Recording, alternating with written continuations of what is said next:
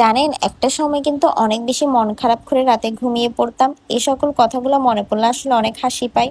ঈদে কোরবানির সবাই তাদের নিজেদের পছন্দ মতো মেহেদি দিত ২ হাত ভরে ভরে। কিন্তু আমি দিতে পারতাম না। আমি সারা রাত মানুষের পাশে দাঁড়িয়ে থাকতাম, কখন ২ হাতে একটু মেহেদি দিব। কিন্তু হায় আফসোস, দিতে পারতাম না, কারণ আমার যে একটা বোন নেই। কিন্তু আমি আলহামদুলিল্লাহ আলহামদুলিল্লাহ এখন বড় হয়েছি। এখন সব ইচ্ছা কেমন জানি পূরণ করতে পারি। আল্লাহর দরবারে লাখ লাখ শুকরিয়া। আর এই সকল ইচ্ছাগুলো পূরণ হয় এই সকল আপুদের জন্য, যারা কিনা ঘরে গিয়ে গিয়ে হোম সার্ভিস দিয়ে থাকে। অনেক সুন্দর করে আপুটে আমার ২ হাতকে রাঙিয়ে দিয়েছে মেহেদি দিয়ে।